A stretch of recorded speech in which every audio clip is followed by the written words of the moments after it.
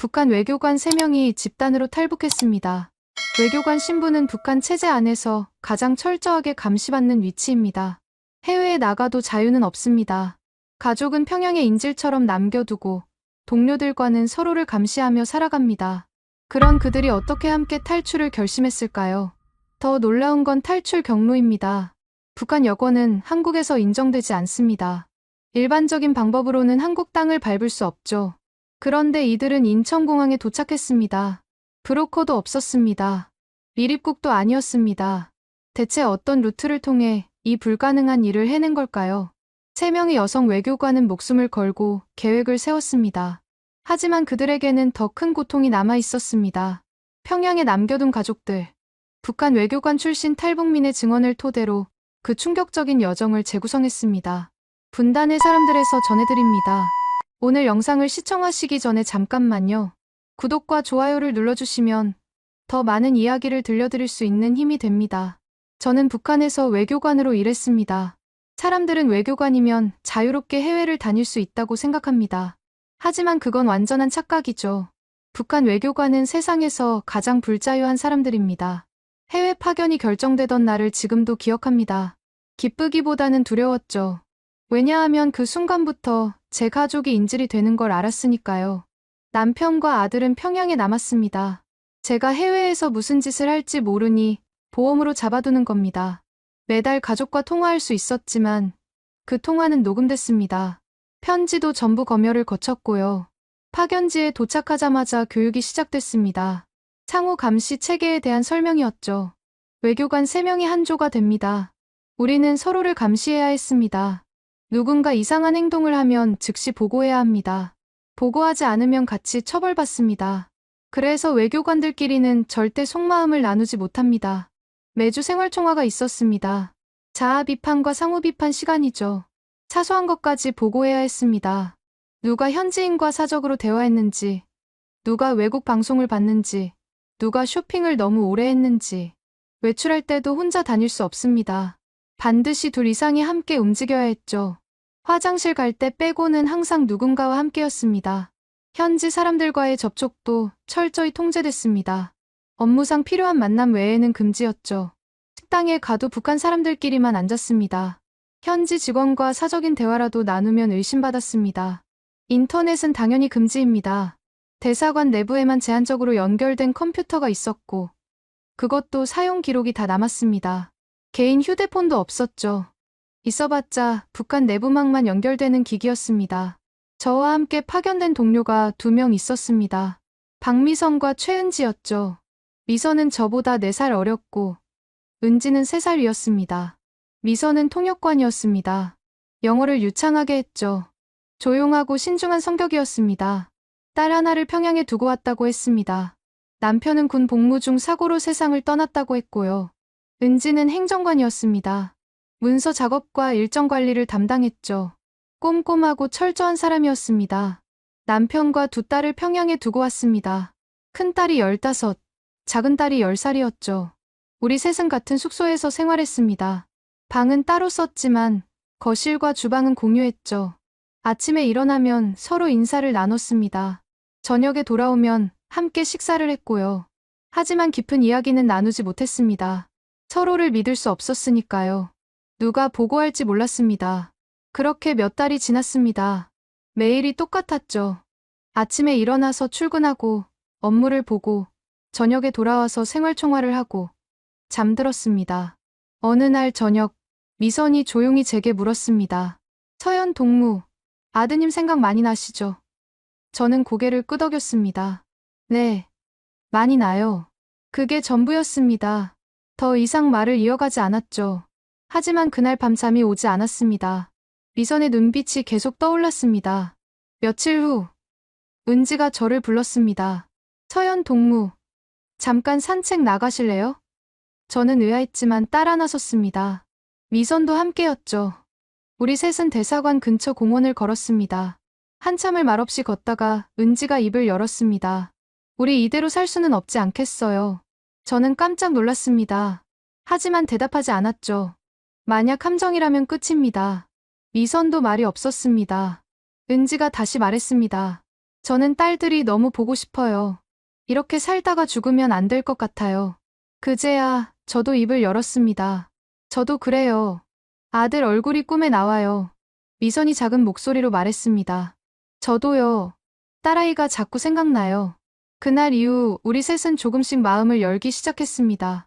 하지만 여전히 조심스러웠죠. 대사관 안에서는 절대 그런 이야기를 하지 않았습니다. 밖에 나갈 때만 사람 없는 곳에서만 속마음을 나눴습니다. 몇 주가 지났습니다. 우리는 서로를 시험했습니다. 작은 불만을 흘리고 상대의 반응을 살폈죠. 누군가 보고하는지 확인하기 위해서였습니다. 아무 일도 일어나지 않았습니다. 우리 중 누구도 밀고 하지 않았던 겁니다. 그때부터였습니다. 우리는 진짜 이야기를 시작했습니다. 신뢰를 쌓는다는 건 정말 어려운 일이었습니다. 북한에서는 가족도 믿지 못합니다. 부부 사이에도 밀고가 일어나죠. 자식이 부모를 고발하는 일도 있습니다. 그런 환경에서 자란 우리가 서로를 믿는다는 건 거의 불가능에 가까웠습니다. 하지만 우리에겐 공통점이 있었습니다. 평양에 남겨둔 가족들이었죠. 어느 날 저녁, 우리는 다시 공원에 나갔습니다. 해가 지고 어두워지는 시간이었죠. 사람들이 거의 없었습니다. 은지가 먼저 말을 꺼냈습니다. 우리 큰딸이 이번에 고등중학교에 들어갔대요. 편지에 그렇게 썼더라고요. 미선이 물었습니다. 자랑스러우시겠어요?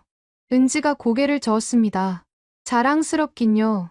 걱정만 돼요. 제가 없으니까 엄마 노릇을 제대로 못 해주잖아요. 저도 고개를 끄덕였습니다. 저도 그래요. 아들이 이제 사춘기인데 제가 없으니 힘들 거예요. 미선이 한숨을 쉬었습니다. 딸아이가 어려서 엄마를 잘 기억도 못할 거예요.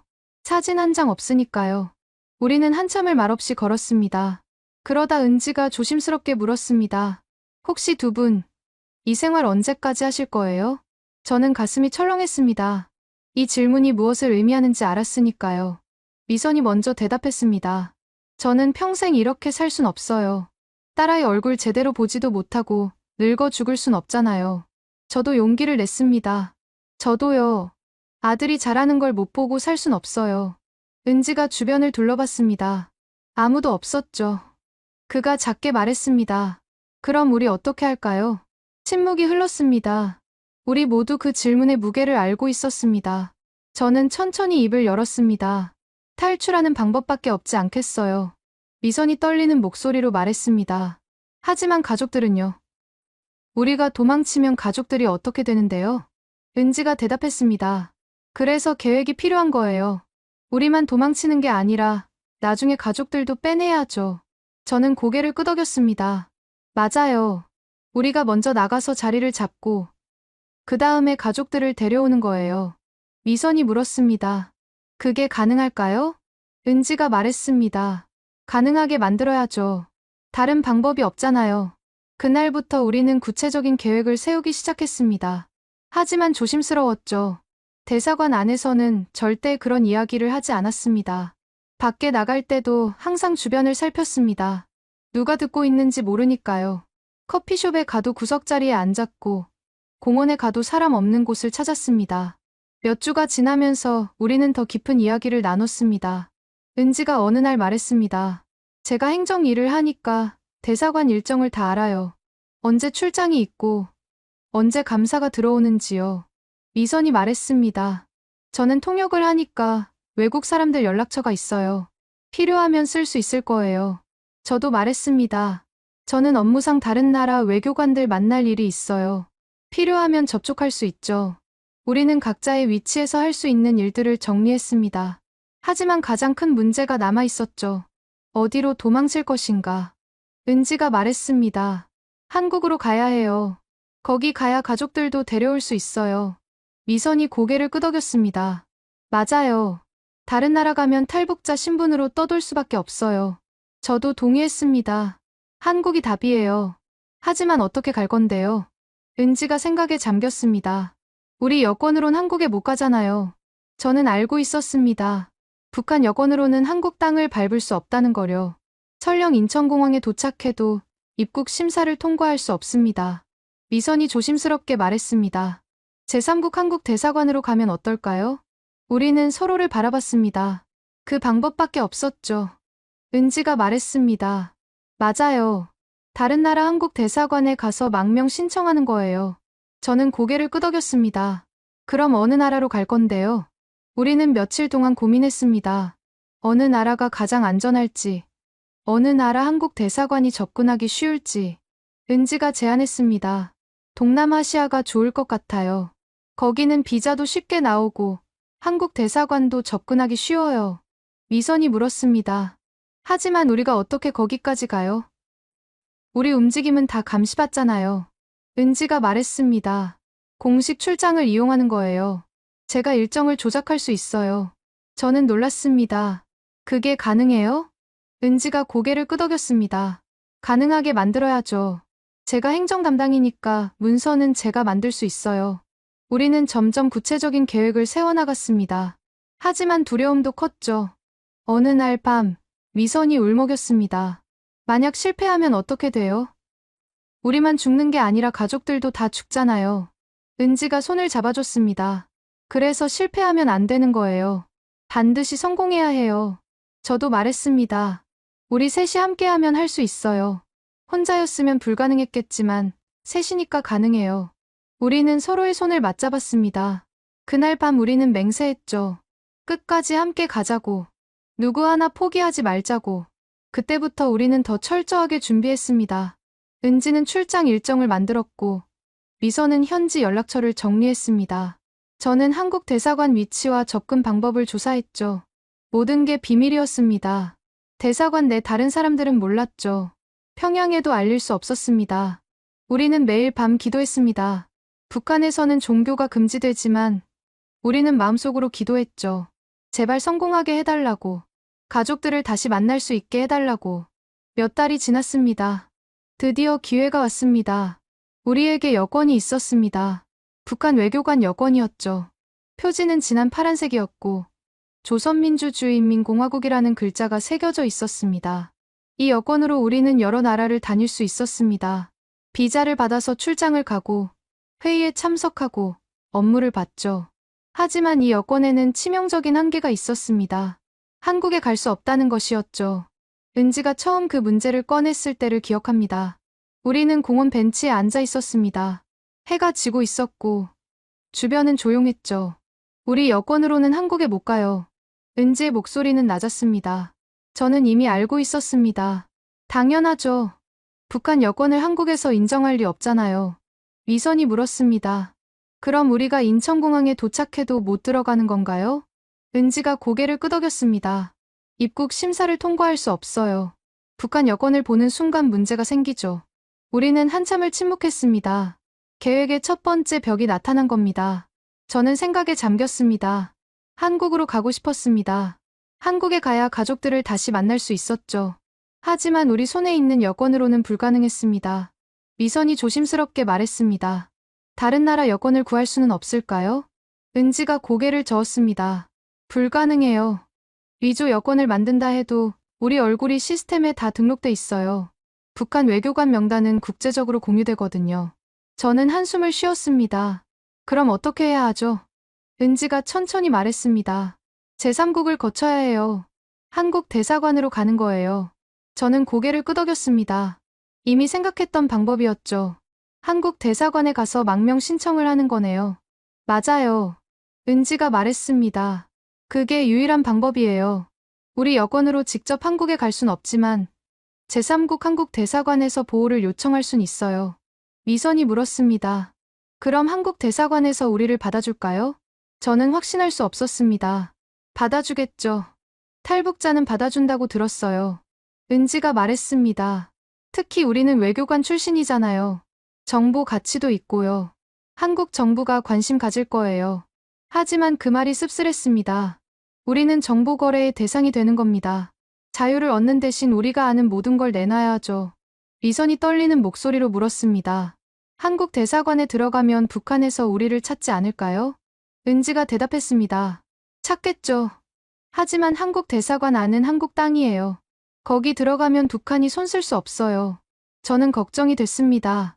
하지만 대사관 밖에서 기다리다가 잡아갈 수도 있잖아요. 은지가 고개를 저었습니다. 그래서 신속하게 움직여야 해요. 대사관 문 앞까지 최대한 빨리 도착해서 들어가는 거예요. 우리는 며칠 동안 더 조사했습니다. 다른 탈북 외교관들의 사례를 떠올렸죠. 영국에 있던 북한 외교관이 망명한 사건이 있었습니다. 그는 영국에서 한국으로 바로 가지 않았죠. 제3국을 거쳐서 갔습니다. 안전을 위해서였죠. 유럽에 있던 다른 외교관도 비슷했습니다. 직접 한국행 비행기를 타지 않았습니다. 여러 나라를 거쳐서 조심스럽게 움직였죠. 우리도 그래야 했습니다. 은지가 말했습니다. 동남아시아로 출장을 가요. 거기서 한국 대사관으로 가는 거예요.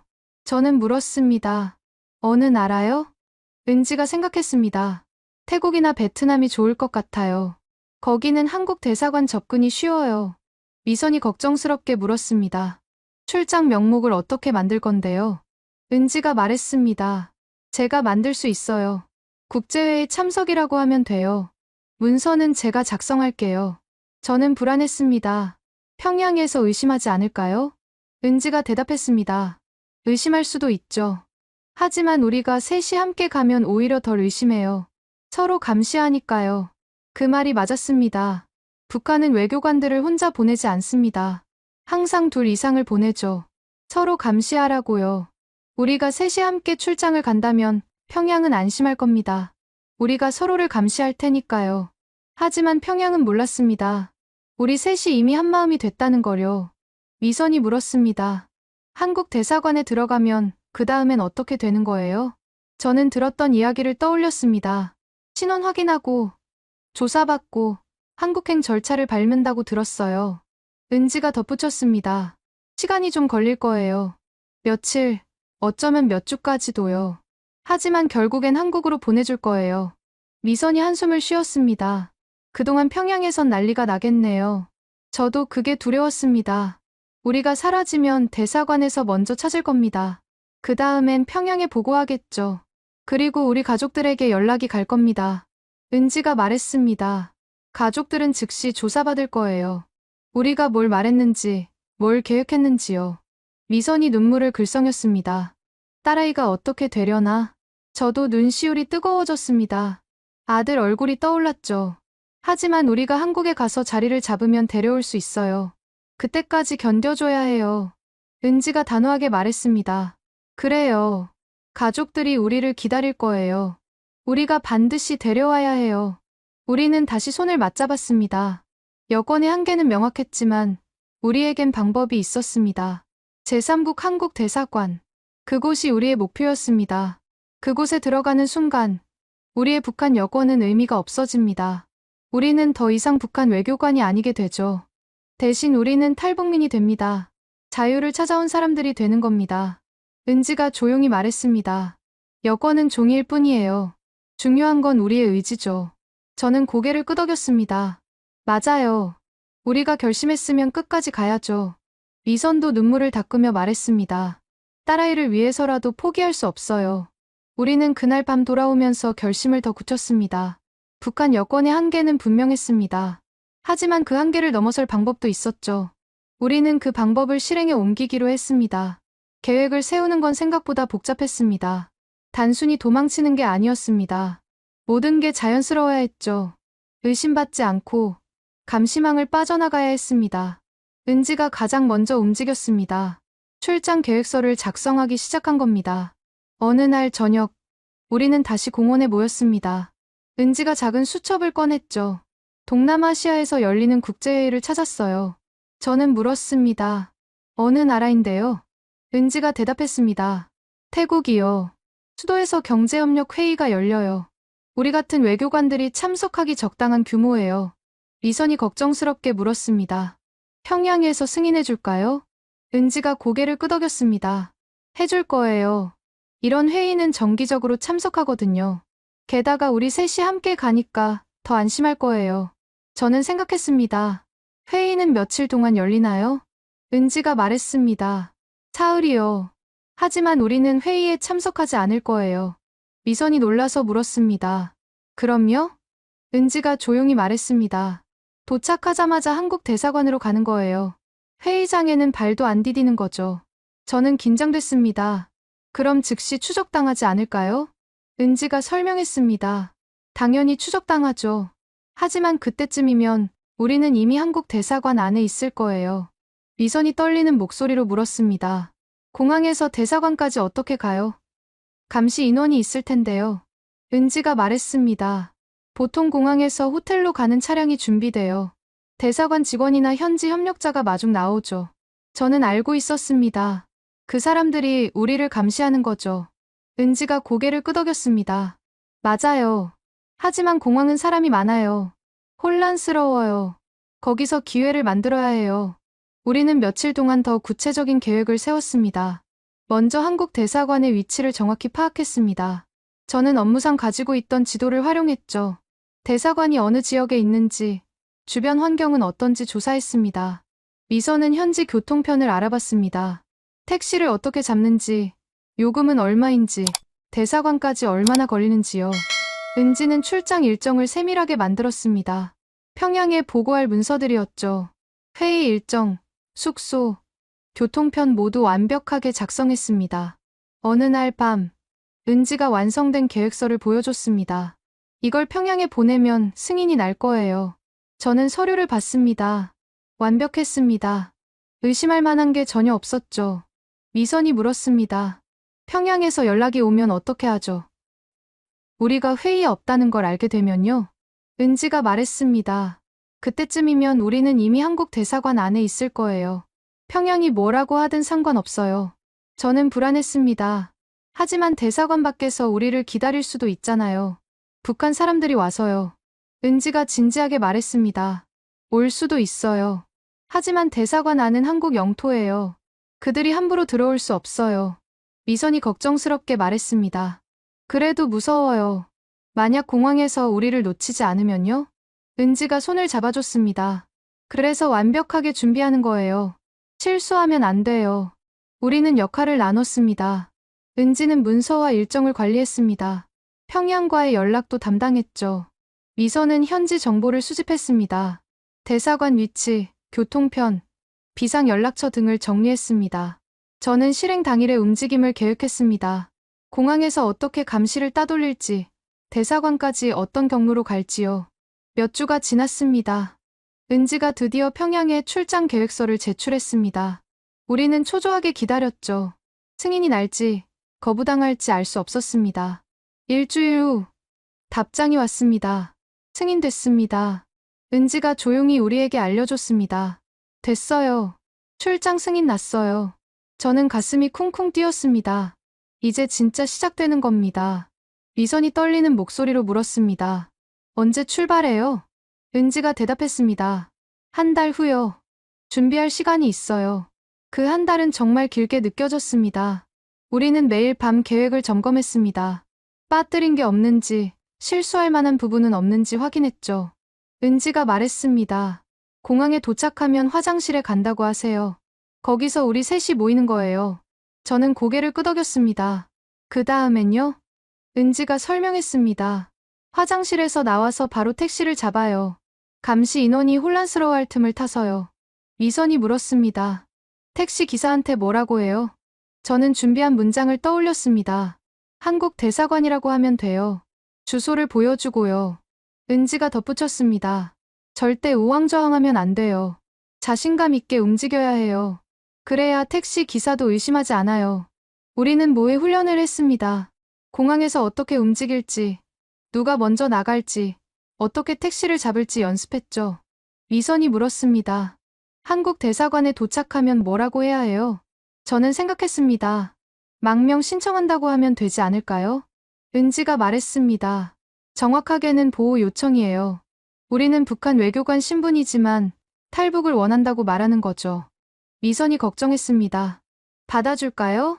저는 확신했습니다. 받아줄 거예요. 외교관 출신 탈북자는 정보 가치가 있으니까요. 은지가 씁쓸하게 웃었습니다. 우리가 상품이 되는 거네요. 저는 고개를 저었습니다. 상품이든 뭐든 중요한 건 자유를 얻는 거예요. 그리고 나중에 가족들을 데려오는 거고요. 우리는 다시 한번 다짐했습니다. 출발일이 다가왔습니다. 마지막 밤, 우리는 숙소에 모여 앉았습니다. 아무 말도 하지 않았죠. 그냥 서로를 바라봤습니다. 은지가 먼저 입을 열었습니다. 내일부터 우리 인생이 바뀌어요. 미선이 눈물을 글썽이며 말했습니다. 무섭지만 해야죠. 저도 말했습니다. 우리 셋이 함께니까 할 수 있어요. 끝까지 함께 가요. 우리는 손을 맞잡았습니다. 마지막 밤이었습니다. 북한 외교관으로서의 마지막 밤이었죠. 다음 날부터 우리는 도망자가 될 겁니다. 하지만 동시에 자유인이 되는 겁니다. 잠들기 전 저는 아들 얼굴을 떠올렸습니다. 곧 만날 수 있을 거라고 스스로에게 다짐했죠. 내일이면 모든 게 시작됩니다. 출발 당일 아침이었습니다. 눈을 뜨자마자 심장이 미친 듯이 뛰었습니다. 오늘이 그날이었죠.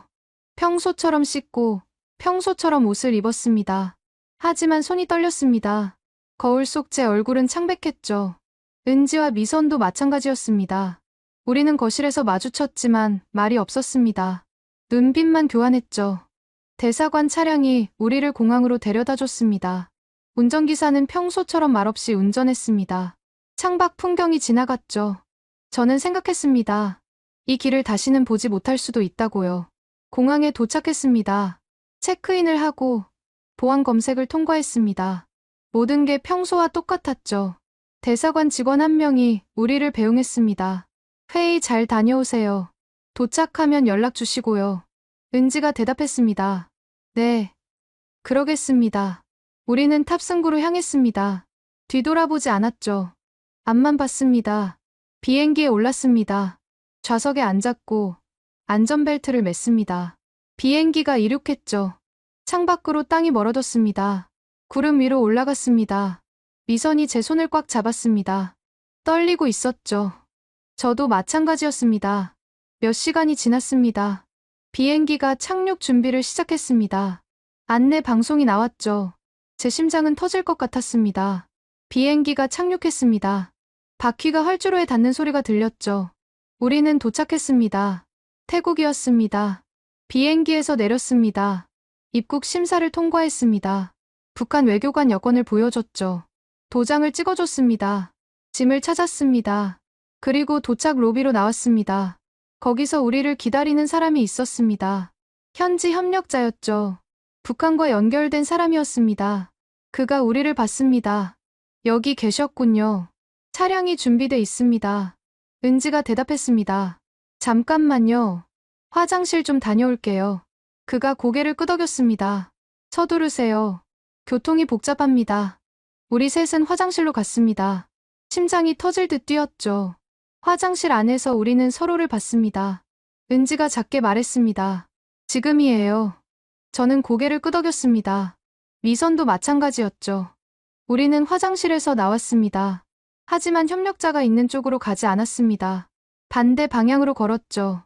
출구가 보였습니다. 택시 승강장이었습니다. 뒤에서 소리가 들렸습니다. 어디 가십니까? 협력자가 우리를 찾고 있었죠. 하지만 우리는 뛰기 시작했습니다. 사람들 사이를 빠져나갔습니다. 가방을 끌고 뛰었죠. 숨이 찼지만 멈출 수 없었습니다. 택시 승강장에 도착했습니다. 택시가 줄지어 서 있었죠. 은지가 첫 번째 택시 문을 열었습니다. 빨리요. 우리 셋은 택시에 올라탔습니다. 가방을 던져넣고 문을 닫았죠. 택시 기사가 물었습니다.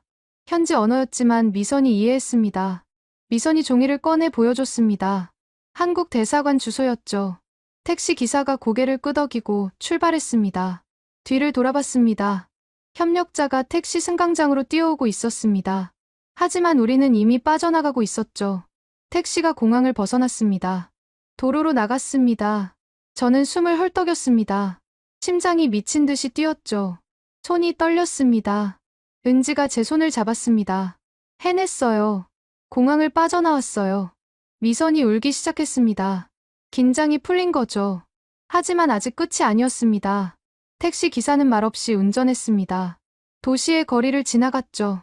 건물들이 스쳐 지나갔습니다. 저는 창밖을 봤습니다. 낯선 도시였습니다. 낯선 사람들이었죠. 하지만 자유로운 곳이었습니다. 30분쯤 지났습니다. 택시가 한 건물 앞에 멈췄습니다. 택시 기사가 말했습니다. 미선이 통역했죠. 여기요. 한국 대사관이에요. 우리는 차에서 내렸습니다.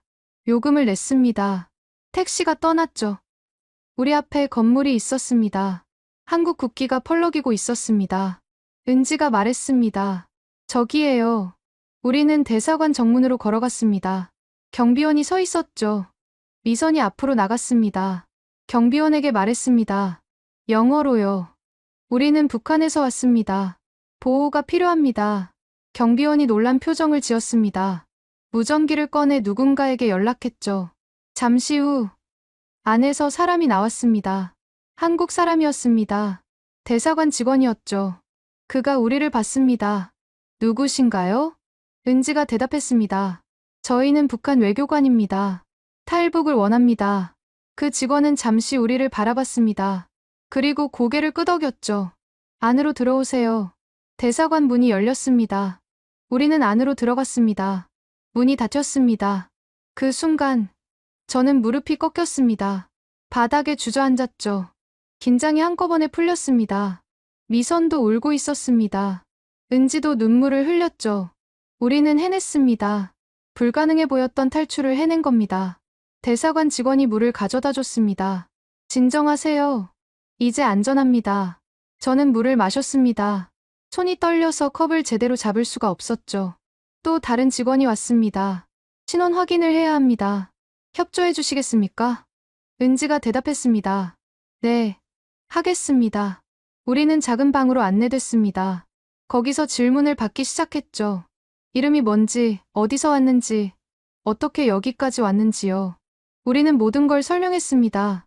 외교관 신분, 탈출 계획, 오늘 일어난 일들을요. 몇 시간 동안 질문이 이어졌습니다. 저는 지쳤지만 끝까지 대답했죠. 밤이 됐습니다. 우리는 대사관 내부 숙소로 안내됐습니다. 작은 방이었지만 깨끗했습니다. 침대가 있었고 화장실도 있었죠. 직원이 말했습니다. 오늘은 쉬세요. 내일 더 이야기하겠습니다. 문이 닫혔습니다. 우리 셋은 방 안에 남았습니다. 한참을 말이 없었습니다. 그러다 은지가 입을 열었습니다. 해냈어요. 정말 해냈어요. 저는 고개를 끄덕였습니다. 믿기지 않았지만 사실이었습니다. 미선이 조용히 말했습니다. 이제 우리 딸들, 아들을 어떻게 데려오죠? 그게 다음 과제였습니다.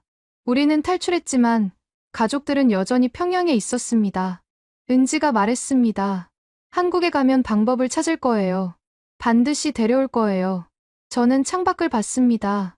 낯선 도시의 불빛이 보였습니다. 우리는 이제 돌아갈 수 없는 강을 건넜습니다. 하지만 아직 여정은 끝나지 않았죠. 가족들이 기다리고 있었습니다. 우리가 데려오기를요. 그날 밤, 저는 오랜만에 편히 잠들었습니다. 자유의 땅에서요. 다음 날 아침, 노크 소리에 잠에서 깼습니다. 직원이 아침 식사를 가져왔습니다. 밥과 국, 반찬이었죠. 한국 음식이었습니다.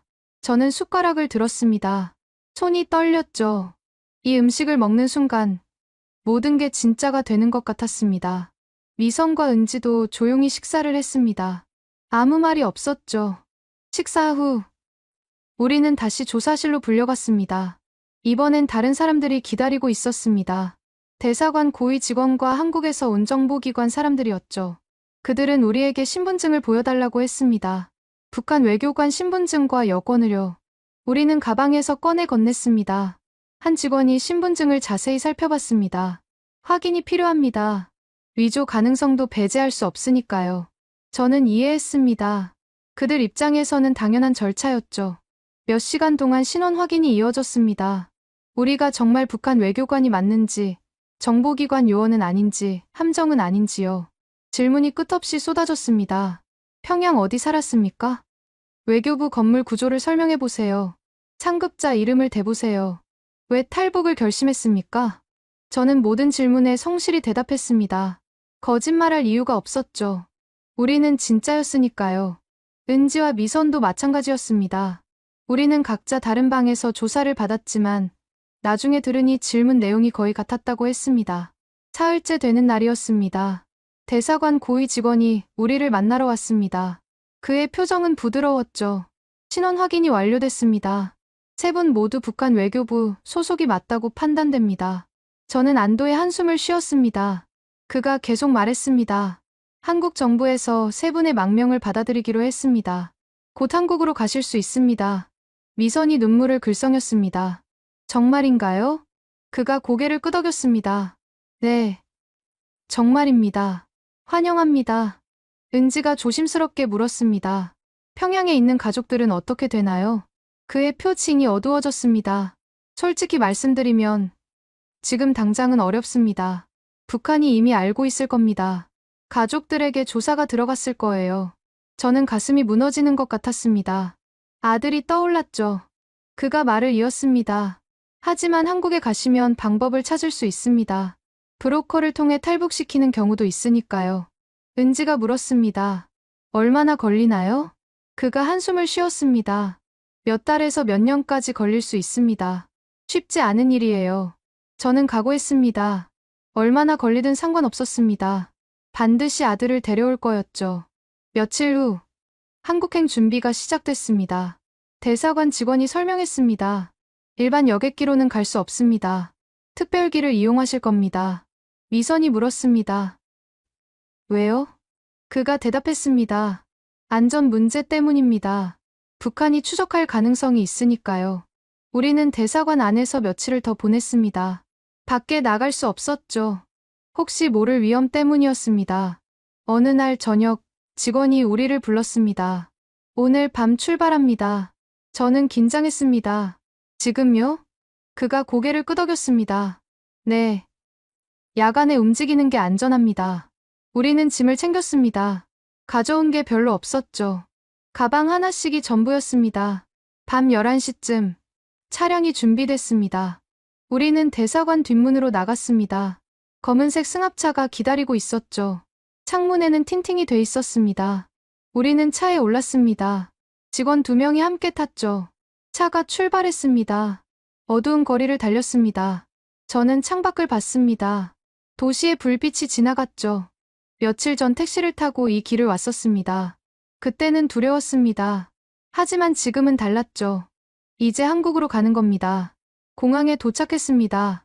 하지만 일반 터미널이 아니었습니다. 화물 터미널 쪽이었죠. 차가 한 경납고 앞에 멈췄습니다.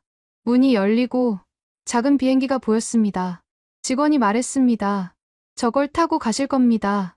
우리는 차에서 내렸습니다. 비행기로 걸어갔죠. 승무원이 우리를 맞이했습니다.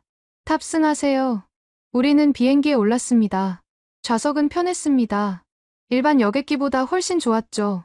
비행기 문이 닫혔습니다. 엔진이 돌아가기 시작했습니다. 저는 안전벨트를 맸습니다. 심장이 뛰었죠.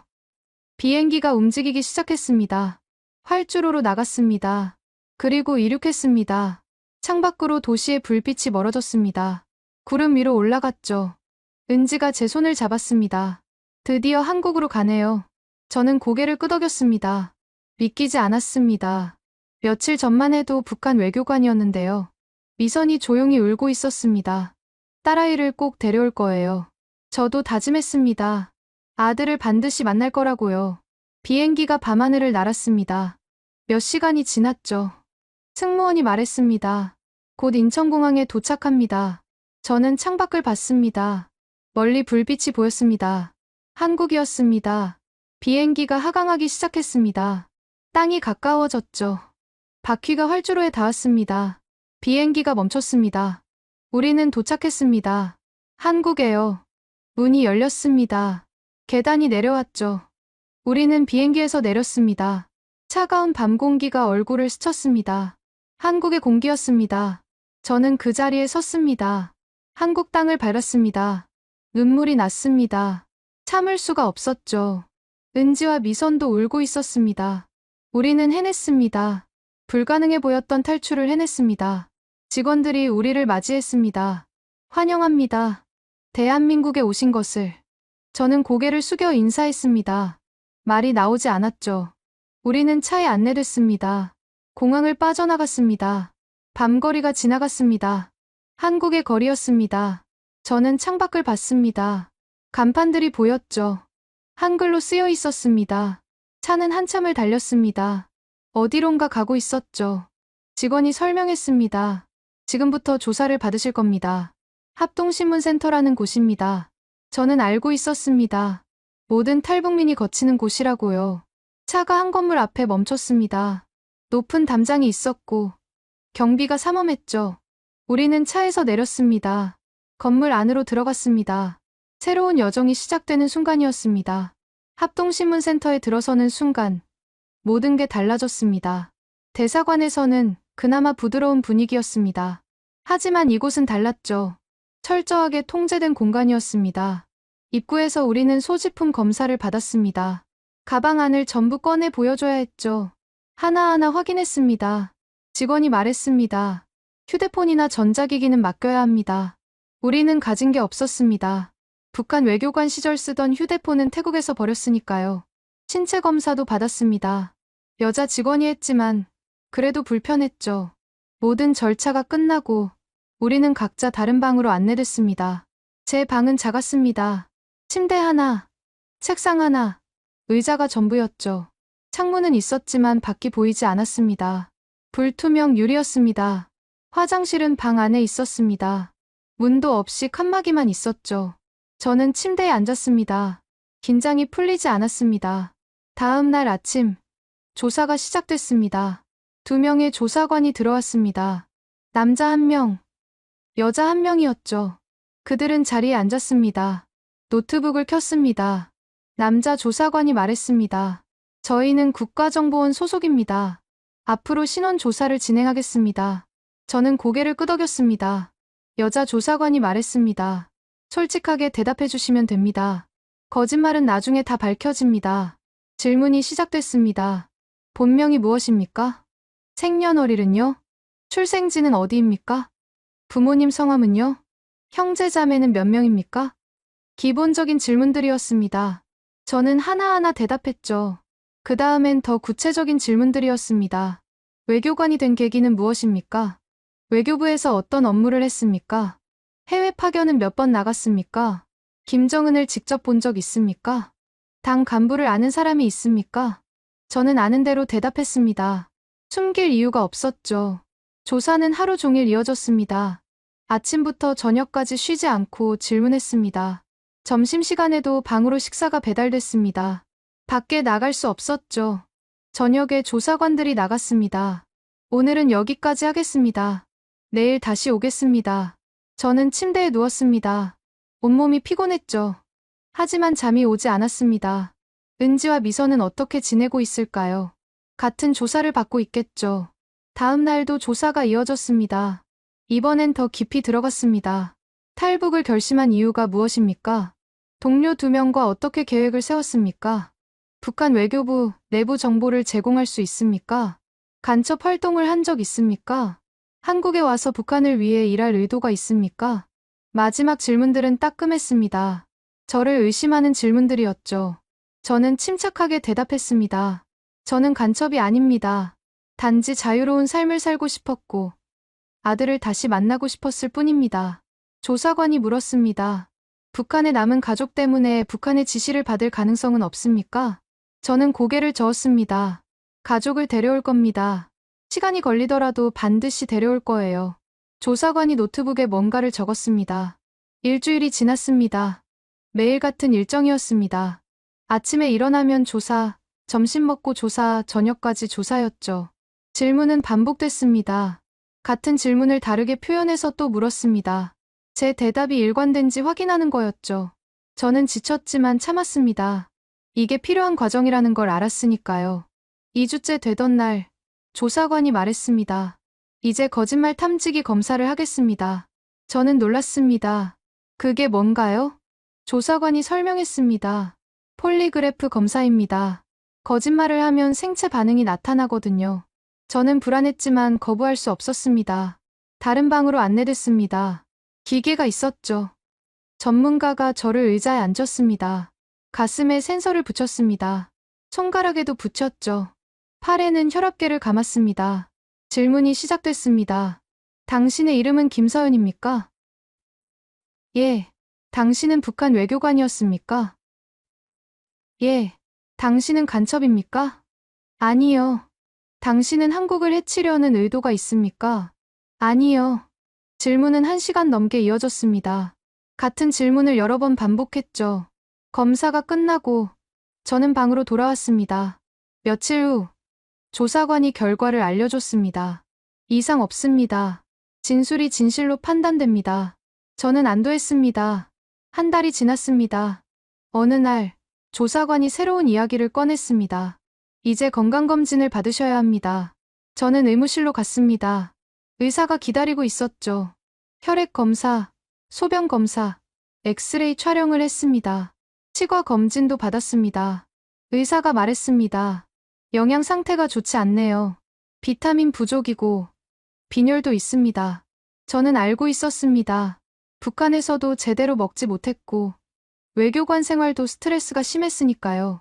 의사가 약을 처방해줬습니다. 매일 드세요. 건강을 회복해야 합니다. 심리 검사도 받았습니다. 상담사가 여러 질문을 했죠. 밤에 잠은 잘 오나요? 악몽을 꾸나요? 불안하거나 우울한가요? 저는 솔직하게 대답했습니다. 밤에 자주 깹니다. 아들 꿈을 꾸거든요. 상담사가 고개를 끄덕였습니다. 자연스러운 반응입니다. 시간이 지나면 나아질 거예요. 2달째가 됐습니다. 어느 날 조사관이 말했습니다. 곧 하나원으로 가실 겁니다. 저는 물었습니다. 하나원이 뭔가요? 조사관이 설명했습니다. 통일부에서 운영하는 정착 지원 시설입니다. 거기서 한국 사회 적응 교육을 받으실 거예요. 저는 기뻤습니다. 드디어 이곳을 나가는 거였죠. 며칠 후 은지와 미선을 다시 만났습니다. 2달 만이었습니다. 우리는 서로를 보고 울었습니다. 얼굴이 야위어 있었죠. 은지가 말했습니다. 드디어 끝났네요. 미선이 고개를 끄덕였습니다. 이제 새 삶이 시작되는 거죠. 저도 말했습니다. 하나원 가서 열심히 배워요. 빨리 자리 잡아야 가족들 데려올 수 있으니까요. 우리는 다시 손을 맞잡았습니다. 다음 날 버스가 우리를 태우러 왔습니다. 합동신문센터 문을 나섰습니다. 2개월 만에 밖 공기를 마셨죠. 햇빛이 눈부셨습니다. 하늘이 파랬습니다. 저는 심호흡했습니다. 자유의 공기였습니다. 버스가 출발했습니다. 창밖으로 한국의 거리가 보였죠. 사람들이 자유롭게 걸어 다녔습니다. 차들이 달렸습니다. 가게들이 즐비했습니다. 저는 이 모든 게 신기했습니다. 몇 시간 후 버스가 한 시설 앞에 멈췄습니다. 하나원이었습니다. 새로운 시작이 기다리고 있었습니다. 그런데 인천공항에 처음 도착했을 때 이야기를 제대로 안 했네요. 시간을 조금 되돌려 볼게요. 태국에서 특별기를 타고 한국으로 오던 그날 밤말입니다. 비행기 안에서 저는 계속 창밖을 봤습니다. 구름 사이로 별이 보였죠. 어디쯤 날고 있는지 알 수 없었습니다. 은지가 조용히 물었습니다. 서연 씨, 진짜 한국 땅을 밟는 거 맞죠? 저는 고개를 끄덕였습니다. 맞아요. 곧 도착할 거예요. 미선은 긴장한 얼굴로 손을 꼭 쥐고 있었습니다. 도착하면 뭐부터 해야 할까요? 동행한 직원이 대답했습니다. 걱정하지 마세요. 모든 절차는 저희가 안내해 드릴 겁니다. 비행기가 고도를 낮추기 시작했습니다. 귀가 먹먹해졌죠. 승무원이 안내 방송을 했습니다. 곧 인천공항에 착륙하겠습니다. 저는 안전벨트를 다시 확인했습니다. 심장이 빠르게 뛰었죠. 창밖으로 불빛이 보이기 시작했습니다. 건물들의 불빛이었습니다. 한국의 불빛이었죠. 점점 가까워졌습니다. 도로에 가로등이 보였고 차들의 불빛도 보였습니다. 비행기가 더 낮아졌습니다. 이제 건물의 형태도 보였죠. 그리고 활주로가 보였습니다. 바퀴가 땅에 닿았습니다. 풍소리와 함께 비행기가 흔들렸죠. 브레이크가 걸렸습니다. 속도가 줄어들었습니다. 비행기가 완전히 멈췄습니다. 저는 그 자리에 앉아서 울었습니다. 참을 수가 없었습니다. 은지도 얼굴을 손으로 가렸습니다. 어깨가 떨리고 있었죠. 미선은 소리 내어 울었습니다. 딸아, 엄마 한국 왔어. 곧 데려올게. 직원이 조용히 기다려줬습니다. 우리가 진정할 때까지요. 비행기 문이 열렸습니다. 계단차가 붙었죠. 직원이 말했습니다. 내리세요. 천천히요. 저는 일어섰습니다. 다리에 힘이 없었죠. 비틀거렸습니다. 은지가 제 팔을 잡아줬습니다. 괜찮아요? 저는 고개를 끄덕였습니다. 괜찮아요. 우리는 천천히 비행기 문으로 걸어갔습니다. 문 밖으로 나갔습니다. 밤 공기가 얼굴을 스쳤습니다. 차가웠지만 상쾌했습니다. 저는 계단을 내려갔습니다. 한 발 한 발 천천히요. 그리고 마지막 계단을 내려섰습니다. 발이 땅에 닿았습니다. 한국 땅이었습니다. 저는 그 자리에 서서 눈을 감았습니다. 바람을 느꼈습니다. 공기를 들이마셨죠. 이게 한국의 공기였습니다. 자유의 공기였습니다. 은지와 미선도 제 옆에 섰습니다. 우리는 아무 말 없이 그 순간을 느꼈죠. 직원이 말했습니다. 이쪽으로 오세요. 우리는 검은색 승합차로 안내됐습니다. 공항 화물터미널 구역이었죠. 차에 올랐습니다. 문이 닫혔습니다. 차가 천천히 움직이기 시작했습니다. 저는 창밖을 봤습니다. 공항 건물이 보였습니다. 거대했죠. 불빛이 환했습니다. 직원이 설명했습니다. 일반 승객들이 이용하는 입국장은 저쪽입니다. 하지만 여러분은 특별 절차를 거치셔야 해서 다른 곳으로 가는 겁니다. 저는 이해했습니다. 우리는 북한 여권으로 온 게 아니었습니다. 탈북민으로 온 거였죠. 차는 공항 외곽을 돌았습니다. 한참을 달렸습니다. 그리고 한 건물 앞에 멈췄습니다. 표지판이 없는 건물이었죠. 직원이 말했습니다. 여기서 간단한 확인 절차를 거치실 겁니다. 우리는 차에서 내렸습니다. 건물 안으로 들어갔습니다. 복도가 길었죠. 형광등 불빛이 밝았습니다. 한 방으로 안내됐습니다. 책상과 의자가 있었습니다. 몇 명의 직원들이 기다리고 있었습니다. 정장을 입은 사람들이었죠. 한 직원이 인사했습니다. 환영합니다. 먼저 신원 확인을 하겠습니다. 우리는 각자 서류를 작성했습니다. 이름, 생년월일, 출신지 등을 적었죠. 사진도 찍었습니다. 지문도 채취했습니다. 1시간쯤 걸렸습니다. 직원이 말했습니다. 이제 임시 숙소로 가실 겁니다. 거기서 하룻밤 쉬시고 내일 합동신문센터로 이동하실 거예요. 우리는 다시 차에 올랐습니다. 이번엔 공항을 완전히 빠져나갔습니다. 고속도로로 진입했죠. 창밖으로 한국의 밤 풍경이 지나갔습니다. 고층 건물들이 보였습니다. 불빛이 화려했죠. 간판들이 즐비했습니다. 차들이 많았습니다. 늦은 밤인데도 도로가 붐볐죠. 미선이 놀라서 말했습니다. 차가 정말 많네요. 은지가 고개를 끄덕였습니다. 북한과는 완전히 다르네요. 저도 놀랐습니다. 평양에서도 차가 많다고 생각했지만 이곳은 비교가 안 됐죠. 1시간쯤 달렸습니다. 차가 한 건물 앞에 멈췄습니다. 직원이 말했습니다. 여기가 임시 숙소입니다. 오늘 밤은 여기서 쉬세요. 우리는 건물 안으로 들어갔습니다. 깨끗한 복도가 나왔죠. 각자 방을 배정받았습니다. 저는 3층 방을 받았습니다. 방문을 열었습니다. 작지만 깔끔한 방이었죠. 침대, 책상, 옷장이 있었습니다. 화장실도 있었습니다. 샤워 시설도 갖춰져 있었죠. 창문으로 밖을 봤습니다. 도시의 불빛이 보였습니다. 저는 한참을 창밖을 바라봤습니다. 정말 한국에 왔구나. 실감이 났습니다. 침대에 앉았습니다. 부드러웠죠. 가방을 열었습니다. 가져온 게 별로 없었습니다. 옷 몇 벌, 세면도구, 그리고 아들 사진 한 장이었죠.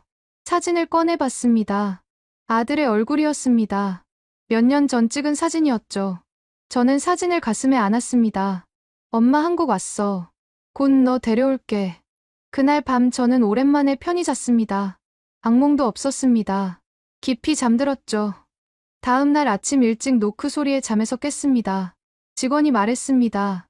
아침 식사 준비됐습니다. 30분 후에 출발합니다. 저는 씻고 옷을 갈아입었습니다. 식당으로 내려갔습니다. 은지와 미선이 이미 와 있었죠. 아침 식사가 준비돼 있었습니다. 밥, 국, 반찬이었습니다. 저는 한 숟가락 떠먹었습니다. 맛있었습니다. 은지가 말했습니다. 이제 정말 시작이네요. 미선이 고개를 끄덕였습니다. 힘들겠지만 견뎌야죠. 저도 말했습니다. 우리 셋이 함께니까 할 수 있어요. 식사 후 우리는 버스에 올랐습니다. 합동신문센터로 가는 길이었습니다. 인천공항에 도착한 지 하루밖에 안 됐지만 모든 게 달라졌습니다. 우리는 더 이상 북한 사람이 아니었습니다. 탈북민이었죠. 새로운 삶이 기다리고 있었습니다. 합동신문센터 생활은 예상보다 힘들었습니다. 첫날부터 조사가 시작됐죠. 아침 6시에 일어나서 세면을 하고 간단한 아침을 먹었습니다. 그리고 곧바로 조사실로 불려갔죠. 방은 작았습니다. 책상 하나, 의자 3개가 전부였습니다. 창문은 있었지만 밖이 보이지 않았죠. 불투명한 유리였습니다. 2명의 조사관이 들어왔습니다. 표정이 딱딱했습니다. 노트북을 켜고 앉더니 바로 질문을 시작했죠. 이름을 물었습니다. 생년월일을 물었습니다. 출생지를 물었습니다. 부모 이름, 형제자매, 학력, 경력까지 전부 물었습니다. 저는 하나하나 대답했습니다. 숨길 게 없었으니까요. 그런데 질문이 끝나지 않았습니다.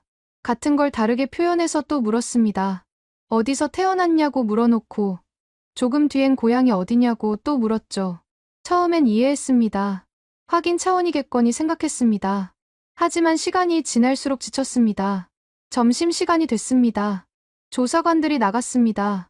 식사가 방으로 배달됐죠. 밥과 국, 반찬 몇 가지였습니다. 혼자 먹었습니다. 은지와 미선은 어디서 뭘 하고 있을까 궁금했습니다. 만날 수가 없었죠. 식사 후 30분 쉬고 다시 조사가 시작됐습니다. 이번엔 더 깊이 들어갔습니다. 외교관이 된 과정을 물었습니다. 누구의 추천을 받았는지, 어떤 교육을 받았는지, 어떤 업무를 했는지 상세히 설명하라고 했죠. 저는 아는 대로 설명했습니다. 거짓말할 이유가 없었습니다. 하지만 조사관들은 계속 의심하는 눈빛이었습니다. 제 대답을 들으면서도 믿지 못하겠다는 표정이었죠. 그게 마음 아팠습니다. 저는 진실을 말하고 있는데 왜 믿어주지 않는 걸까요? 저녁이 됐습니다. 조사가 끝나고 방으로 돌아왔습니다. 온몸이 무거웠습니다. 침대에 누웠습니다. 천장을 봤죠. 형광등 불빛이 눈부셨습니다. 아들 얼굴이 떠올랐습니다. 지금쯤 뭘 하고 있을까요? 밥은 먹었을까요? 엄마 생각은 할까요? 눈물이 났습니다. 참으려 했지만 안 됐습니다. 이튿날도 조사가 이어졌습니다. 그 다음 날도 마찬가지였습니다. 일주일이 지났습니다. 같은 질문을 10번도 넘게 들었습니다. 탈북을 결심한 이유를 물었습니다. 저는 대답했습니다. 아들을 다시 만나고 싶었다고요. 자유롭게 살고 싶었다고요. 조사관이 물었습니다. 정말 그것뿐이냐고요. 다른 목적은 없냐고요. 저는 고개를 저었습니다. 다른 목적은 없었습니다.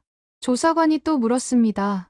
북한 정보기관의 지시를 받은 건 아니냐고요. 간첩으로 보내진 건 아니냐고요. 그 질문이 가슴을 찔렀습니다. 저는 간첩이 아니었습니다. 단지 엄마였을 뿐이었죠. 목이 메었습니다. 하지만 참았습니다. 울면 안 된다고 생각했습니다. 울면 더 의심받을 것 같았죠. 침착하게 대답했습니다. 저는 간첩이 아니라고요. 그저 자유를 찾아온 사람이라고요. 2주가 지났습니다. 거짓말 탐지기 검사를 받았습니다. 다른 방으로 갔습니다. 기계가 있었습니다. 가슴과 손가락에 센서를 붙였죠. 팔에는 혈압계를 감았습니다. 전문가가 질문을 시작했습니다. 이름이 뭐냐고 물었습니다. 북한 외교관이었냐고 물었습니다. 간첩이냐고 물었습니다. 저는 차분하게 대답했습니다. 진실만 말하면 된다고 스스로에게 다짐했죠. 1시간 넘게 검사가 이어졌습니다. 같은 질문을 계속 반복했습니다. 검사가 끝나고 방으로 돌아왔습니다. 온몸에 힘이 빠졌습니다. 며칠 후 결과가 나왔습니다. 조사관이 말했습니다. 이상 없다고요. 진술이 진실로 판단된다고요. 그제야 안도했습니다. 하지만 기쁘지는 않았습니다. 당연한 걸 확인받은 것뿐이었으니까요. 1달이 지났습니다. 건강검진을 받았습니다. 의무실로 갔습니다. 의사가 혈액 검사를 했습니다. 소변 검사도 했죠. 엑스레이도 찍었습니다. 결과가 나왔습니다. 영양 상태가 좋지 않다고 했습니다. 빈혈도 있고 비타민도 부족하다고 했죠. 약을 처방받았습니다. 매일 먹으라고 했습니다.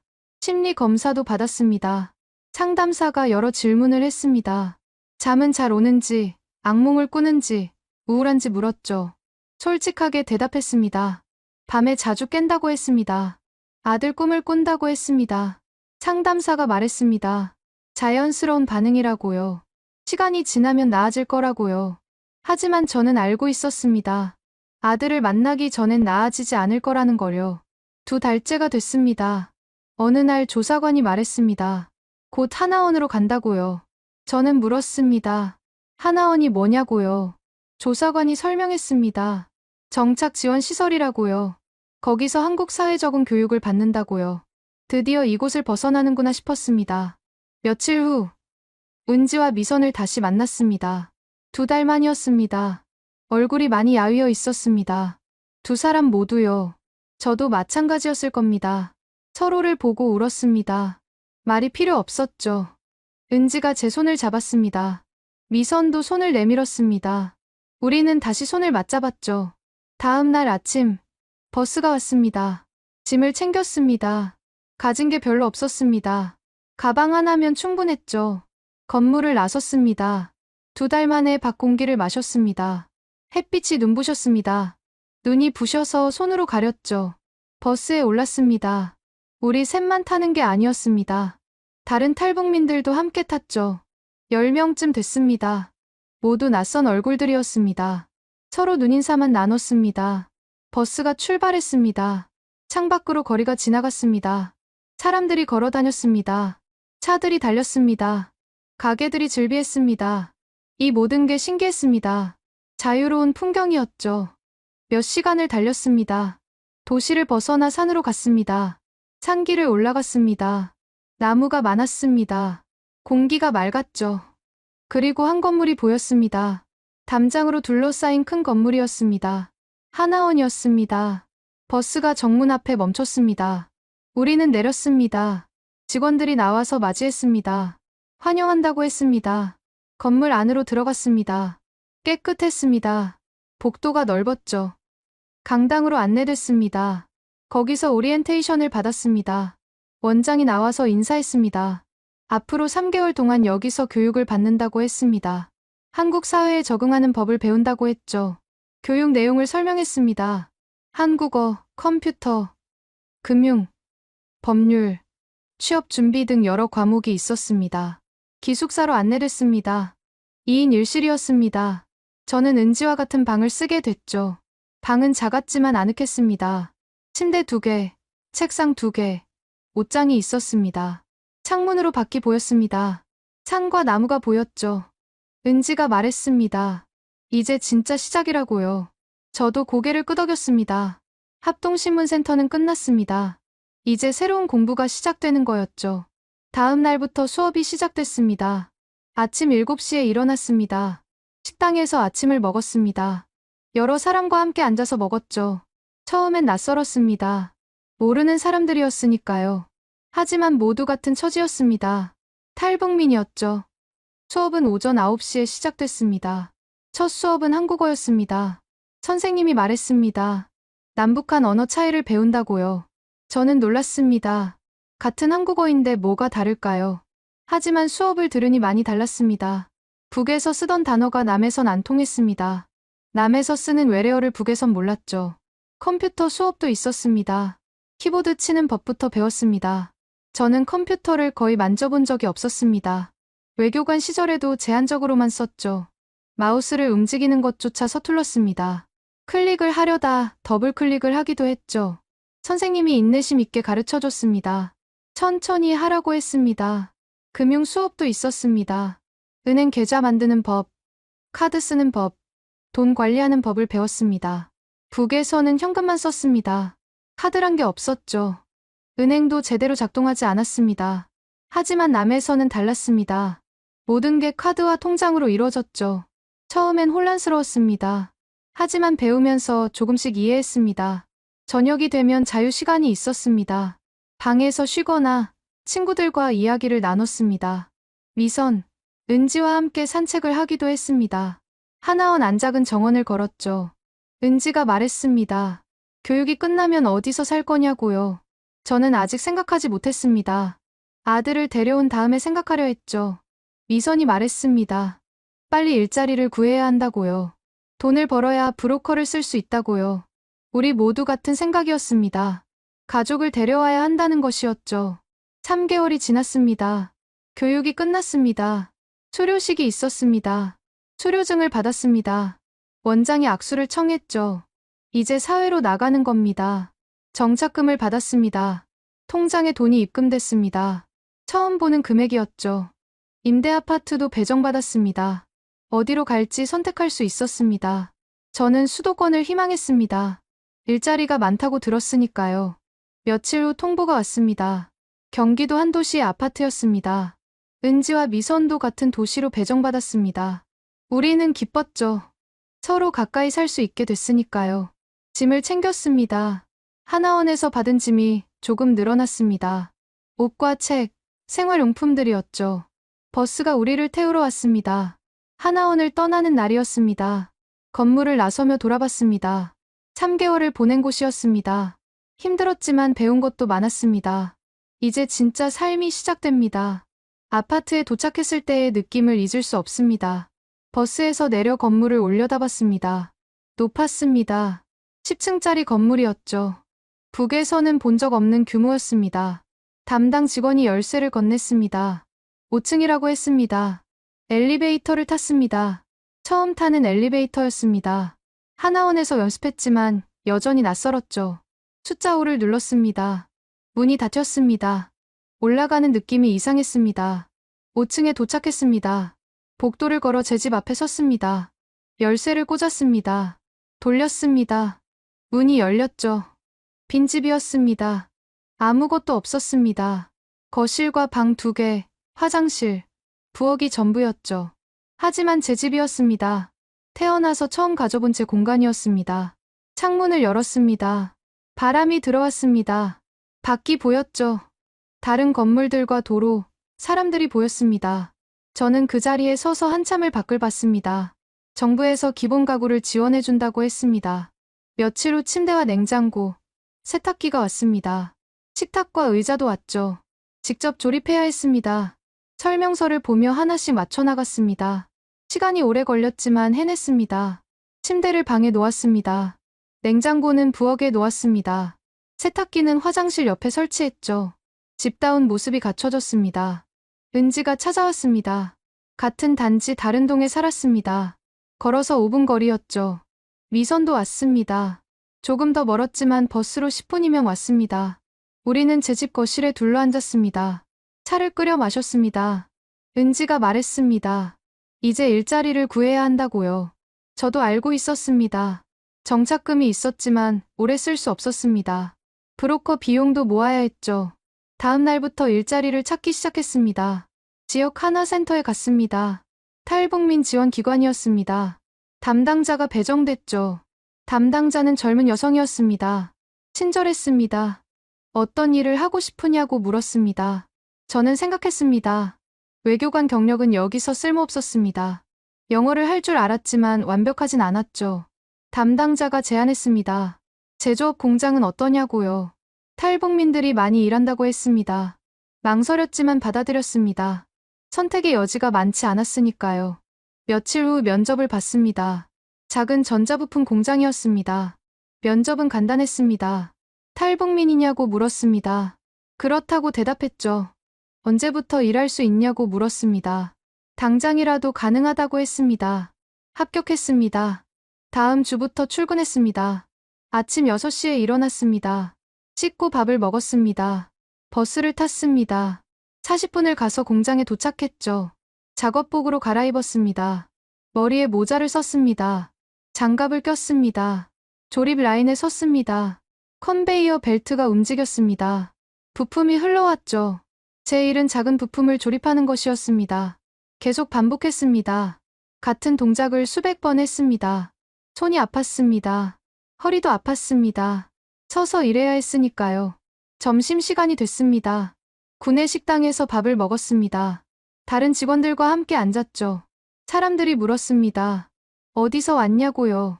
북에서 왔다고 대답했습니다. 사람들이 신기하다는 듯 쳐다봤습니다. 불편했지만 참았습니다. 오후에도 일이 계속됐습니다. 저녁 6시가 되어서야 끝났습니다. 버스를 타고 집으로 돌아왔습니다.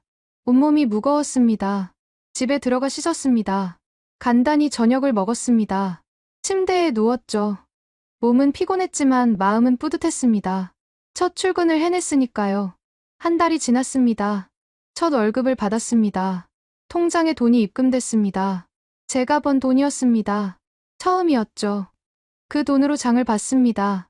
마트에 갔습니다. 식료품을 샀습니다. 생활용품도 샀죠. 계산대에서 카드를 내밀었습니다. 결제가 됐습니다. 신기했습니다. 집으로 돌아와 물건을 정리했습니다. 냉장고에 넣었습니다. 찬장에 놓았습니다. 저녁을 직접 만들어 먹었습니다. 밥을 지었습니다. 김치찌개를 끓였죠. 혼자 먹는 밥이었지만 맛있었습니다. 밤에 은지와 미선에게 전화했습니다. 하나센터에서 준 휴대폰이었습니다. 은지도 일자리를 구했다고 했습니다. 식당에서 일한다고 했죠. 미선은 청소 일을 한다고 했습니다. 빌딩 청소였습니다. 우리는 각자의 자리에서 열심히 일했습니다. 목표는 하나였습니다. 돈을 모아서 가족을 데려오는 것이었죠. 3개월이 지났습니다. 은지가 먼저 움직였습니다. 브로커를 수소문했다고 했습니다. 우리 셋은 만났습니다. 조용한 카페였습니다. 은지가 말했습니다. 브로커를 찾았다고요. 중국에 있는 사람이라고 했습니다. 비용을 물었습니다. 엄청났습니다. 한 사람당 수천만 원이었습니다. 미선이 한숨을 쉬었습니다. 그 돈을 언제 모으냐고요. 하지만 방법이 없었습니다. 브로커를 쓰지 않으면 가족을 빼낼 수 없었죠. 저는 결심했습니다. 더 열심히 일하기로요. 추가로 아르바이트도 하기로 했습니다. 야간 편의점 알바를 시작했습니다. 공장 일이 끝나고 저녁 8시부터 새벽 2시까지 일했습니다. 잠은 4시간밖에 못 잤습니다. 하지만 괜찮았습니다. 아들을 위해서였으니까요. 6개월이 지났습니다. 돈이 조금씩 모였습니다. 은지가 브로커와 연락했습니다. 구체적인 계획을 세웠다고 했습니다. 1년이 지났습니다. 드디어 충분한 돈이 모였습니다. 저는 브로커에게 돈을 보냈습니다. 은지와 미선도 마찬가지였죠. 브로커가 말했습니다. 시간이 걸린다고요. 몇 달, 어쩌면 1년 이상 걸릴 수도 있다고요. 하지만 기다릴 수밖에 없었습니다. 그 기간 동안 저는 매일 기도했습니다. 아들이 무사히 오기를요. 남편도 함께 오기를요. 밤마다 휴대폰을 확인했습니다. 브로커에게서 연락이 올까봐요. 하지만 연락은 오지 않았습니다. 석 달이 지났습니다. 6달이 지났습니다.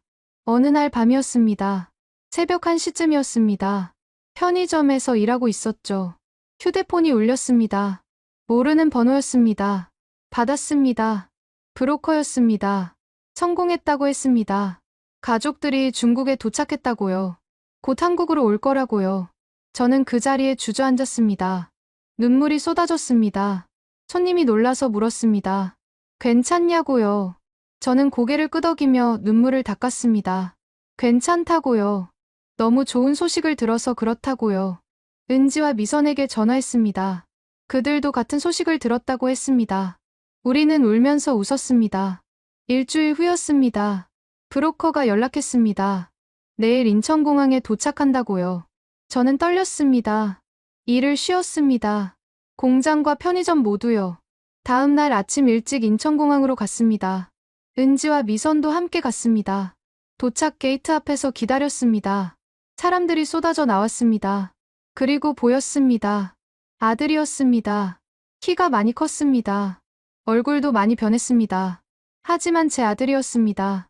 남편도 함께였습니다. 야위어 있었습니다. 하지만 살아있었습니다. 저는 달려갔습니다. 아들을 안았습니다. 남편도 안았습니다. 눈물이 멈추지 않았습니다. 은지와 미선도 가족들을 만났습니다. 모두 울고 있었습니다. 공항 한쪽에서 우리는 한참을 서로를 안고 울었습니다. 드디어 만났습니다. 2년 만이었습니다. 아들이 말했습니다. 엄마라고요. 그 한마디에 모든 게 보상받는 느낌이었습니다. 가족과 재회한 날의 기쁨은 말로 표현할 수 없었습니다. 하지만 그 이면에는 길고 고통스러운 과정이 있었습니다. 제가 한국에 도착한 직후부터 이야기를 해야겠습니다. 합동신문센터에 있을 때였습니다. 담당 조사관에게 물었죠. 가족을 데려올 방법이 있냐고요. 조사관은 솔직하게 말했습니다. 쉽지 않다고요. 하지만 불가능하진 않다고요. 북에 남은 가족들은 즉시 조사를 받았을 거라고 했습니다. 제가 탈북한 사실이 알려지면서요. 남편과 아들이 어떤 처벌을 받을지 걱정됐습니다. 가슴이 찢어지는 것 같았죠. 하지만 조사관이 말했습니다. 외교관 가족이라 그나마 다행이라고요. 바로 처형되진 않을 거라고요. 감시는 받겠지만 살아는 있을 거라고 했습니다. 그 말에 조금 안심했습니다. 살아있다면 방법이 있으니까요. 하나원에서 교육받을 때도 상담사에게 물었습니다. 브로커는 어떻게 찾냐고요. 상담사는 조심스럽게 말했습니다. 공식적으로는 권장하지 않는다고요. 위험하다고요. 하지만 현실적으로는 그 방법밖에 없다고도 했습니다. 탈북민 커뮤니티에서 정보를 얻을 수 있다고 했습니다. 조심해서 알아보라고 했죠. 아파트에 정착한 후 본격적으로 움직이기 시작했습니다. 하나센터에서 다른 탈북민들을 만났습니다. 먼저 온 사람들이었죠. 조심스럽게 물었습니다. 가족을 데려온 경험이 있냐고요. 한 여성이 있었습니다. 3년 전 남편을 데려왔다고 했습니다. 그와 따로 만났습니다. 조용한 곳에서요. 그가 말했습니다. 브로커를 소개해 줄 수 있다고요. 하지만 비용이 만만치 않다고 했습니다. 한 사람당 수천만 원이라고 했습니다. 상황에 따라 더 들 수도 있다고요. 저는 각오했습니다. 얼마가 들든 상관없었습니다. 브로커 연락처를 받았습니다. 중국에 있는 사람이었습니다. 조심스럽게 전화했습니다. 중국어를 조금 할 줄 알았기에 직접 통화했죠. 브로커는 남자였습니다. 목소리가 낮고 차가웠습니다. 제 상황을 설명했습니다. 남편과 아들이 북에 있다고요. 데려오고 싶다고요. 브로커가 물었습니다. 어디 사느냐고요. 감시를 받고 있느냐고요. 저는 아는 대로 말했습니다. 수도 근처에 산다고요. 제가 탈북한 후 조사를 받았을 거라고요. 브로커가 말했습니다. 어렵다고요. 하지만 불가능하진 않다고요. 비용을 제시했습니다. 예상보다 더 많았습니다. 하지만 거부할 수 없었습니다. 이게 유일한 방법이었으니까요. 계약금을 보냈습니다. 제 통장에 있던 돈 대부분이었습니다. 브로커가 말했습니다. 시간이 걸린다고요. 몇 달, 어쩌면 1년 이상도 걸릴 수 있다고요. 그 기간 동안 저는 미칠 것 같았습니다. 낮에는 공장에서 일했습니다. 밤에는 편의점에서 일했습니다. 돈을 모으기 위해서였죠. 하지만 정신은 항상 북에 있었습니다. 아들은 괜찮을까요? 밥은 먹고 있을까요? 남편은 어떻게 지낼까요? 밤마다 악몽을 꿨습니다. 아들이 굶주리는 꿈이었습니다. 남편이 끌려가는 꿈이었죠. 은지와 미선도 같은 상황이었습니다. 우리는 자주 만나 서로를 위로했습니다. 은지는 두 딸과 남편을 데려오려 했습니다. 미선은 딸과 어머니를 데려오려 했죠. 우리는 각자 브로커와 연락하며 기다렸습니다. 석 달이 지났습니다. 브로커에게서 첫 연락이 왔습니다. 접촉에 성공했다고 했습니다. 제 남편을 만났다고요. 가슴이 뛰었습니다. 남편이 살아있구나. 그 사실만으로도 감사했습니다. 브로커가 말했습니다. 남편이 망설이고 있다고요. 위험하다는 걸 알기에요. 저는 브로커에게 부탁했습니다. 제 말을 전해달라고요. 기다리고 있다고요. 반드시 데려오겠다고요. 믿고 따라오라고요. 일주일 후 다시 연락이 왔습니다. 남편이 결심했다고 했습니다. 아들과 함께 오겠다고요. 눈물이 났습니다. 드디어 시작되는 거였습니다. 브로커가 설명했습니다. 북에서 중국까지 넘어오는 게 가장 어렵다고요. 국경 경비가 삼엄하다고요. 하지만 길은 있다고 했습니다. 돈을 더 보냈습니다. 남은 저축을 전부 보냈습니다. 2달이 지났습니다. 브로커에게서 연락이 왔습니다. 국경을 넘었다고요. 중국에 도착했다고요. 저는 그 자리에서 울었습니다. 편의점 카운터에 앉아서요. 하지만 아직 끝이 아니었습니다. 중국에서 한국까지 오는 것도 쉽지 않았습니다. 브로커가 말했습니다. 중국 공안을 피해야 한다고요. 붙잡히면 북으로 강제 송환된다고요. 은신처에 숨어 지내야 한다고 했습니다. 때를 기다려야 한다고요. 1달이 더 지났습니다. 그 기간 동안 저는 제대로 잠을 잘 수 없었습니다. 브로커에게서 연락이 올 때마다 가슴이 철렁했습니다. 무슨 일이 생긴 건 아닐까 두려웠죠. 은지의 가족도 같은 과정을 거치고 있었습니다. 미선의 가족도 마찬가지였고요. 우리는 서로에게 의지했습니다. 힘들 때 전화해서 울기도 했습니다. 어느 날 밤이었습니다. 브로커가 연락했습니다. 드디어 출발한다고요. 동남아시아를 경유한다고 했습니다. 거기서 한국행 비행기를 탄다고요. 제 심장이 터질 것 같았습니다. 며칠을 기다렸습니다. 브로커는 연락이 없었습니다. 초조했습니다. 뭔가 잘못된 건 아닐까요? 일주일이 지났습니다. 새벽에 전화가 왔습니다. 브로커였습니다. 성공했다고 했습니다. 내일 인천공항에 도착한다고요. 저는 소리를 질렀습니다. 기쁨의 비명이었습니다. 은지와 미선에게 전화했습니다. 그들도 같은 소식을 받았다고 했습니다. 우리 모두의 가족이 함께 오고 있었습니다. 다음 날 아침 일찍 공항으로 갔습니다. 도착 게이트 앞에서 기다렸습니다. 시간이 너무 느리게 갔습니다. 비행기가 도착했다는 안내 방송이 나왔습니다. 사람들이 나오기 시작했습니다.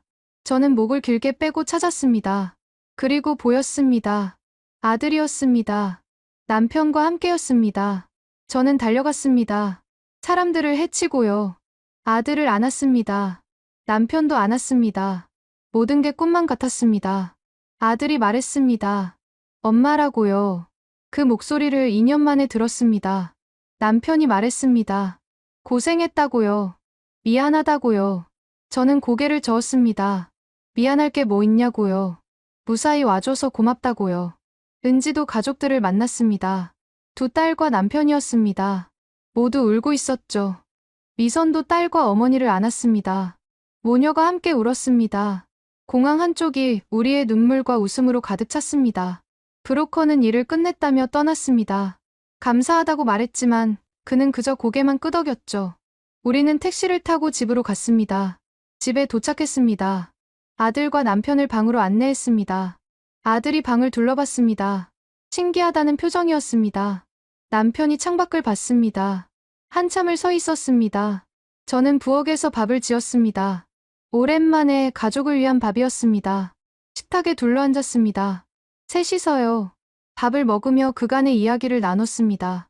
남편이 말했습니다. 제가 탈북한 후 조사를 받았다고요. 몇 달 동안 감시받았다고요. 일자리를 잃었다고요. 아들도 학교에서 차별받았다고요.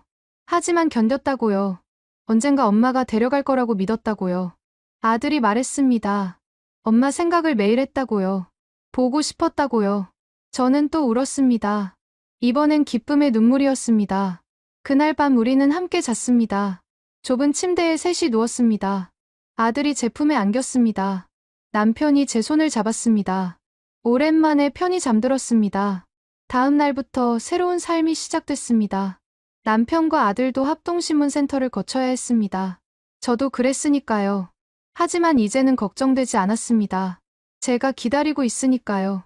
두 달 후 남편과 아들이 돌아왔습니다. 하나원 교육도 마쳤습니다. 이제 정말로 함께 사는 겁니다. 남편이 일자리를 구했습니다. 아들은 학교에 다니기 시작했습니다. 우리는 평범한 가족이 됐습니다. 은지의 가족도, 미선의 가족도 마찬가지였습니다. 어느 날 우리 세 가족이 모였습니다. 공원에서요. 아이들이 뛰어놀았습니다. 어른들은 벤치에 앉아 이야기를 나눴습니다. 은지가 말했습니다. 해냈다고요. 정말 해냈다고요. 미선이 고개를 끄덕였습니다. 꿈만 같다고요. 저도 말했습니다. 우리가 함께였기에 가능했다고요. 우리는 다시 손을 맞잡았습니다. 처음 탈출을 결심했던 그때처럼요. 하지만 이제는 달랐습니다. 가족과 함께였으니까요. 해가 지고 있었습니다. 석양이 아름다웠습니다. 아들이 달려왔습니다. 엄마 보라며 꽃을 건넸습니다. 저는 꽃을 받아 들었습니다. 향기를 맡았습니다. 자유의 향기였습니다. 북한 외교관 출신 세 여성의 이야기를 들어봤습니다. 철저한 감시 속에서도 희망을 잃지 않았던 그들. 서로를 믿고 의지하며 불가능해 보이는 탈출을 해냈습니다. 북한 여권으로는 한국에 올 수 없었지만 그들은 방법을 찾았습니다. 제3국 한국 대사관을 통한 망명이었죠. 인천공항에 도착한 순간부터 합동신문센터와 하나원을 거쳐 정착하기까지 쉽지 않은 과정이었습니다. 하지만 그들은 멈추지 않았습니다. 평양에 남겨둔 가족들을 데려오기 위해 밤낮 없이 일했습니다. 브로커를 통한 가족 탈출. 위험하고 고통스러운 과정이었지만 결국 성공했습니다. 지금 그들은 한국에서 평범한 가족으로 살아가고 있습니다. 자유를 누리며 함께 웃고 함께 울며 살아갑니다. 탈북은 끝이 아니라 시작입니다. 새로운 삶을 향한 긴 여정의 시작이죠. 세 여성과 그 가족들의 용기와 희망이 누군가에게 힘이 되길 바랍니다. 분단위 사람들은 앞으로도 분단 현실을 살아가는 사람들의 진솔한 이야기를 전해드리겠습니다. 구독과 좋아요는 더 많은 이야기를 전하는 데 큰 힘이 됩니다. 시청해 주셔서 감사합니다. 감사합니다. 감사합니다. 감사합니다. 감사합니다. 감사합니다. 감사합니다. 감사합니다. 감사합니다.